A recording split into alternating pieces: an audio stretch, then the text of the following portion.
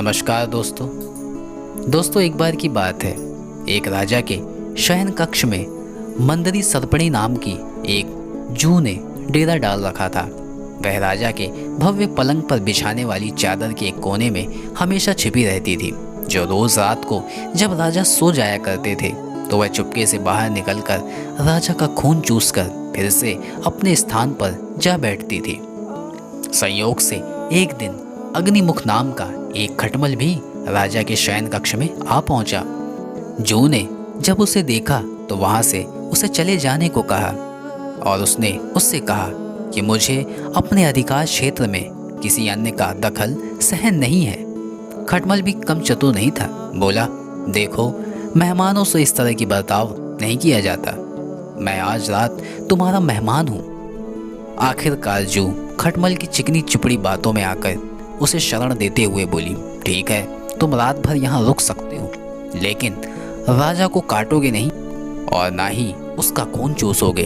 खटमल बोला, लेकिन मैं तो तुम्हारा मेहमान हूँ, मुझे कुछ तो खाने के लिए मिलना चाहिए ना, और राजा के खून से बढ़िया भोजन और क्या हो सकता है। ठीक है, जू ने ऐसा कहा, तुम चुपचाप राजा का खून चूस लेना, उसे पीड़ा का आभास नहीं होना चाहिए। ठीक है, जैसा तुम कहोगी बिल्कुल वैसा ही होगा, खटमल ने कहा। ऐसा कहकर वह शयन कक्ष में राजा के आने की प्रतीक्षा करने लगा। रात ढलने पर राजा वहां आए और बिस्तर पर पड़कर सो गए।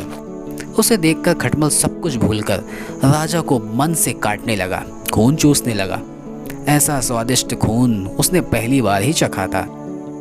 लालच में आकर वह राजा को जोर जोर से काटने लगा और उसका खून चूसने लगा।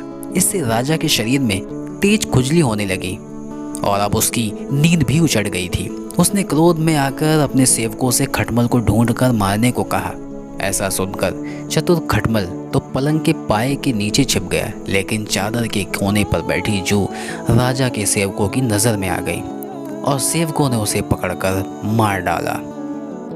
दोस्तों, इस कहानी से हमें पहली सीख तो यह मिलती है कि हमने कभी भी अजनबियों को घर में पनाह बिना जाने पहचाने नहीं देना चाहिए। दूसरी सीख, अजनबियों की बातों पर विश्वास तब तक नहीं करना चाहिए जब तक कि आप खुद अपने कानों से सुना ना हो और आंखों से देखा ना हो। तीसरी बात, अजनबी को कभी भी अपने जीवन यापन का सही रहस्य नहीं बताना चाहिए। दोस्तों, आशा करता हूँ ये कहानी आप सभी को ज़रूर एक सीख देकर गई होगी।